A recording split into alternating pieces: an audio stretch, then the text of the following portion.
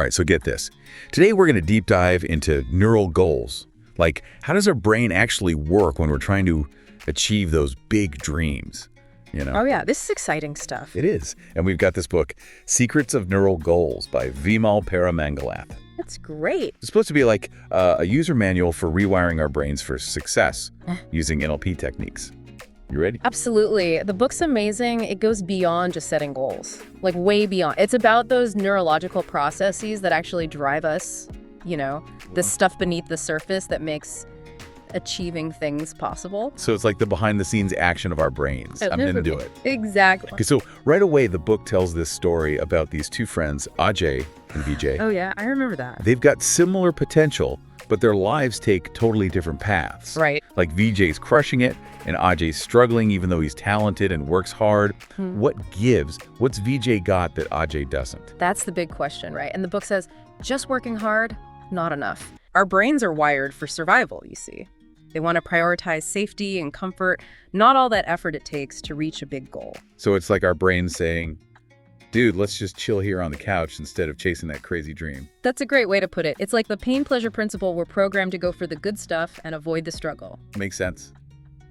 But how do we, overcome that programming? That is where NLP comes in. It's like having tools to understand how our thoughts, feelings, and actions all connect. You can use it to kind of reprogram the brain to prioritize those goals, even when they take you out of your comfort zone. So NLP is like giving our brains a pep talk? Sort of. It helps you rewrite the script. Okay, but how does it actually work? Can we break that down? Of course. So think of your brain like a computer. Okay. And NLP is the programming language. It helps you write better code. I like that. I'm a visual learner. It stands for neuro-linguistic programming. Neuro being your nervous system, linguistic is about how language affects our thoughts, and programming is for those patterns we create through experiences. Okay, I'm starting to see the code. Okay. But here's where I trip up. The book talks about purpose and goals as separate things, and I always kind of use them interchangeably. What's the difference, and why does it matter? It's subtle but powerful. Think of your purpose like your North Star.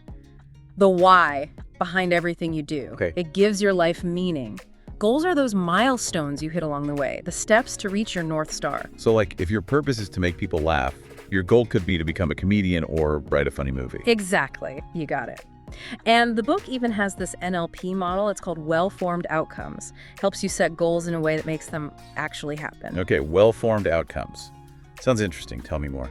It's like a recipe for success. It's about framing your goals to make them more achievable. I love that idea. So how do you actually do that? Well, the book highlights 5 key elements. Your goals got to be positive, specific, and measurable.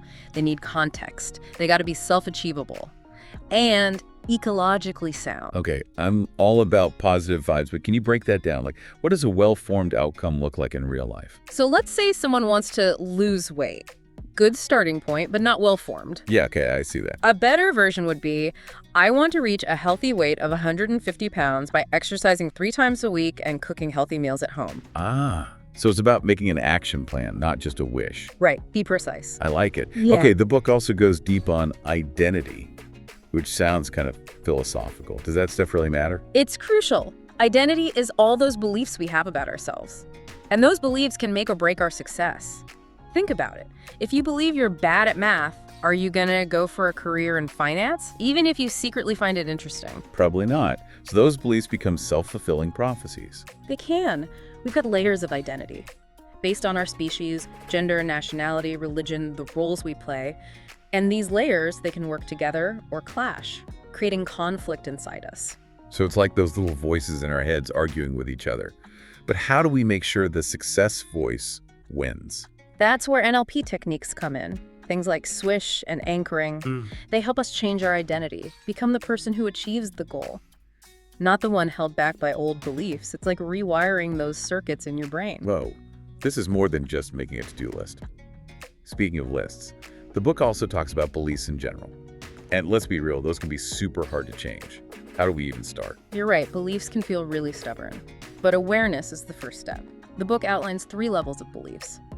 Beliefs about ourselves, about others, and about the world. So I'm not a morning person would be a belief about ourselves. Exactly. Yeah, I relate to that one. And the cool thing is, we can change these beliefs.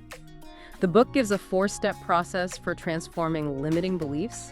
It's about reframing them and adjusting how we experience them internally. NLP calls those submodalities. Oh, but by changing how we picture or feel a belief, we can change it. That's kind of amazing. It is. And beliefs are closely tied to our values, those guiding principles that shape our choices. The book really emphasizes aligning your goals with your values for real fulfillment. It's like if you value adventure, but your goal is to climb the corporate ladder, you might end up unhappy even if you get to the top. Got to make sure your goals match who you really are. That's it, exactly. Values are like your inner compass. They point you toward a life that feels meaningful. Okay, we've got the mindset stuff down. But what about the actual doing? The book goes into skills, which seems like the practical side of things. Where do skills fit into all of this? They're essential for bringing dreams to life. Think of them as the tools you use to build your success. Oh, I like that. Like a toolbox. Exactly. And the book breaks them down into hard skills, those technical ones, and soft skills, things like communication and how you work with people. So if you want to start a business, you'd need hard skills like money management and marketing, but also soft skills like being persuasive and leadership. Exactly. You need the whole toolbox. And here's a fascinating point from the book. Investing in skills often gives you a better return than just financial investments. Really? Skills stay with you. You can use them in so many ways throughout your life. That's valuable. I'm sold. Skills are important. But here's the thing. Even when we have the skills, we sometimes sabotage ourselves. Why is that? The book talks about behaviors. That's where things get real, right? It is. Behaviors are the actions we take, consciously or unconsciously, and they can help or hurt our progress. Like you have a GPS guiding you to your goal, but sometimes you took a detour or slam on the brakes. Oh, so even with the best map and a full tank of gas, we can get lost or stall out. Exactly. The book dives into this thing called the habit loop. It's a cycle of trigger, behavior, and reward. A habit loop. Interesting. Yeah. By understanding how it works, we can create new supportive habits, get us where we want to go. Okay, tell me more about this habit loop. How can our listener use this to their advantage? So think about a simple habit, like brushing your teeth. Okay. The trigger might be waking up, the behavior is brushing, and the reward is that clean feeling. By designing these loops intentionally, we can make good habits stick easier. So like if you want to exercise regularly, set a trigger like putting your workout clothes out the night before. Perfect example. Then the behavior is the workout itself. And the reward could be a smoothie or that feeling of accomplishment. You got it. So by understanding the habit loop, we can make our brains do those positive things automatically. Exactly. And make them feel good too. It's like hacking the system. This is starting to feel like we're cracking the code to success. But here's a question. If our brains are wired a certain way, are we stuck? The book talks about environment, and I'm wondering if we can actually change our surroundings to help us reach goals. What do you think? Environment, both the physical and the social kind, has a huge impact on our behavior, beliefs, and success. It's like trying to grow a plant in bad soil with no sunlight, right? It's going to struggle. Our environment can either feed our goals or starve them. So it's about creating the right conditions for growth. But what does that look like in the real world? It starts by noticing what's around you. Is it helping or hurting you? Are you surrounded by supportive people who believe in you? Or are you constantly hearing negativity? Is your workspace a mess? Or is it a place where you can focus and be creative? That's a great point. It's like taking stock of your surroundings and making sure they match where you want to go. What are some practical tips to create a more supportive environment? Oh, absolutely. Just decluttering your workspace can make a huge difference. A clean, organized space can help you focus and be more productive. I love that. It's a small change, but it could have a big impact. Any other tips? Surround yourself with people who believe in you and your goals. Find mentors who have achieved what you want to achieve. Make sure your physical space inspires you and fuels your creativity. So it's about being intentional with your surroundings, creating an environment that reflects the person you want to become. But how do we tie all these concepts together? The book mentions a 7-step walkthrough exercise. Is that what you're talking about? Yes, it's called the NLP Environmental Walkthrough. It's a powerful tool for aligning all those neurological levels: environment, behavior, skills, beliefs, values, identity, and goal with what you want to achieve. Okay, I'm ready to start rewiring my brain. Walk me through it. It involves taking 7 steps forward. At each level, you pause and think about how your current environment, behavior, skills, those beliefs, values, and identity are either helping or hurting your progress toward your goal. Then, you take 7 steps back, but this time you imagine each level in a way that would best support your goal. So it's like taking a mental inventory of where you are now and then creating a roadmap for where you want to be. Can you give us an example? Sure. Let's say your goal is to write a book. You take those 7 steps forward and realize your environment is full of distractions. Your behaviors are all over the place. You need better writing skills. You believe good writers are born, not made. And you value instant gratification over putting in the work. Plus, you don't even see yourself as a writer. Ouch, that's a pretty tough self-assessment.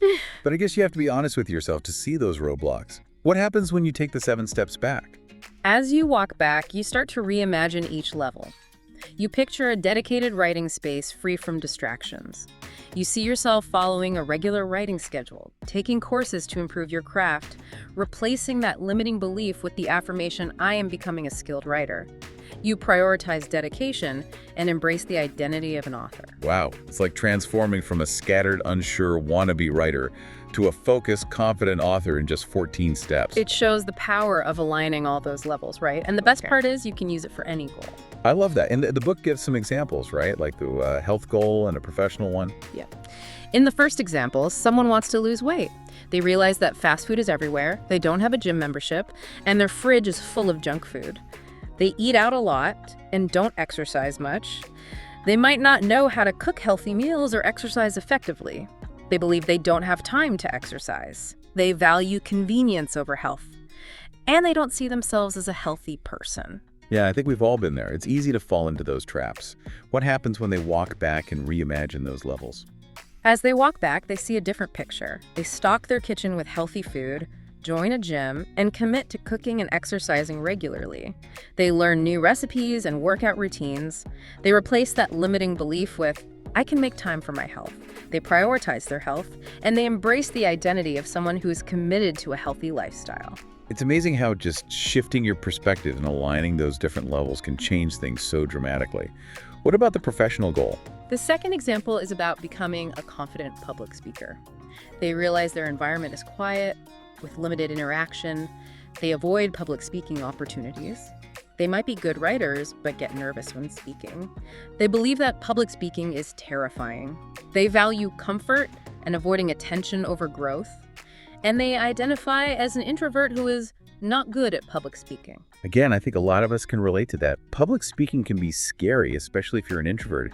How do they turn that fear into confidence? As they walk back, they see themselves joining a speaking club, practicing in front of colleagues, and volunteering for presentations.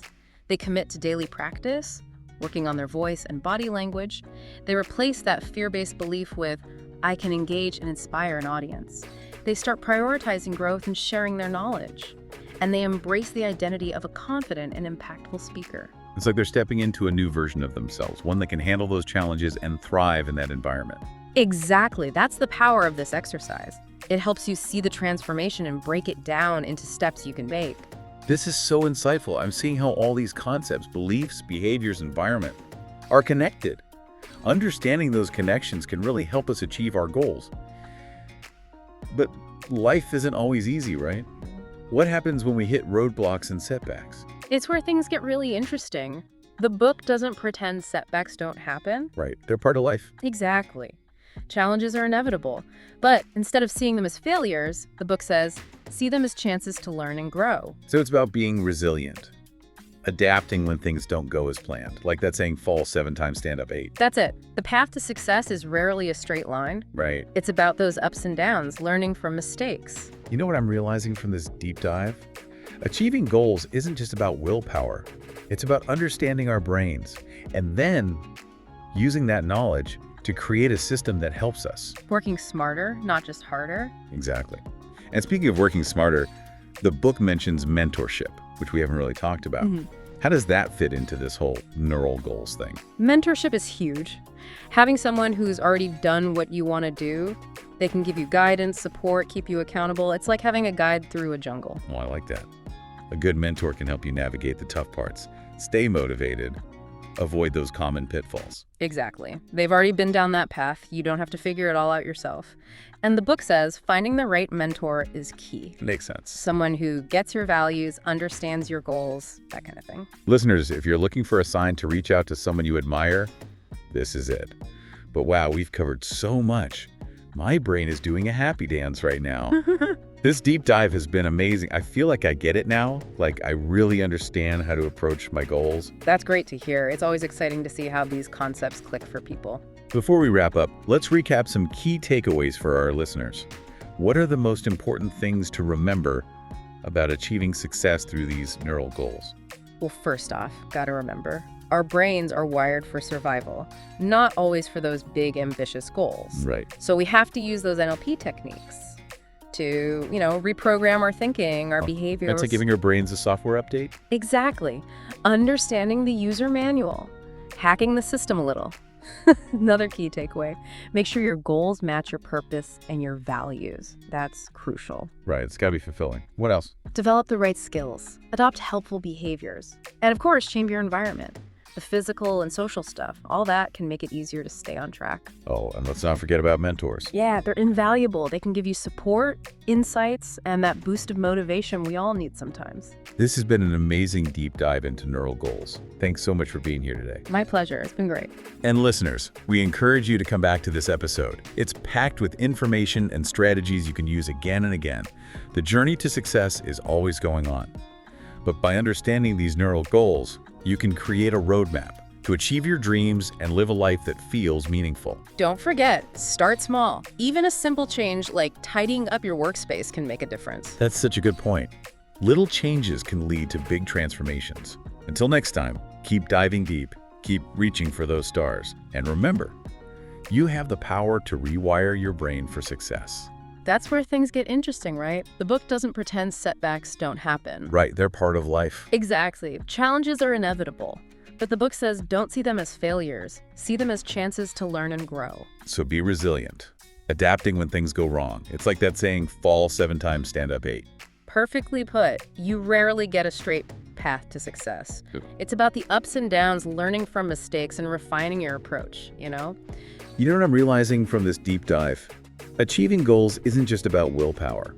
It's about understanding our brains and then using that knowledge to make a system that helps us. Working smarter, not just harder. Exactly. And speaking of working smarter, the book talks about mentorship, which we haven't really touched on yet. How does that fit into all this neural goals stuff? Mentorship can be so valuable. Having someone who's already done what you want to do. They can give guidance, support, keep you accountable. It's like having a guide through a jungle. I like that. A good mentor can help you navigate the tough parts, stay motivated, avoid those common pitfalls. Exactly. They've already been down that path. You don't have to figure it all out yourself. And the book says finding the right mentor is key. Right. It has to be the right fit. Someone who gets your values, understands your goals. Yeah. Listeners, if you're looking for a sign to reach out to someone you admire for guidance, this is it. We've covered so much today, though. My brain is doing a happy dance right now. This deep dive has been amazing. I feel like I get it now, like how to approach my goals. That's awesome. It's always exciting to see these concepts click with people. Before we go, let's recap some key takeaways for our listeners. What are the most important things to remember about achieving success through these neural goals? First off, gotta remember, our brains are wired for survival, not those big, ambitious goals. Right, we got to work with our brains. Exactly. So we got to use those NLP techniques to, reprogram our thinking, our behaviors. It's like giving our brains a software update. You got it. Understanding the user manual, hacking the system, another key takeaway. Aligning your goals with your purpose and values, that's crucial. You just got to feel right. What else? Develop those skills, adopt good behaviors, and don't forget your environment, the physical and the social stuff. All that can make it easier to stay on track. And mentors. Don't forget mentors. Huge. They can be invaluable, give you support, insights, and that motivation we all need sometimes. This has been an incredible deep dive into neural goals. Thanks for being here today. It was my pleasure. I always enjoy these conversations. And listeners, we hope you're feeling inspired to start using these concepts. Remember, the journey to success is always ongoing.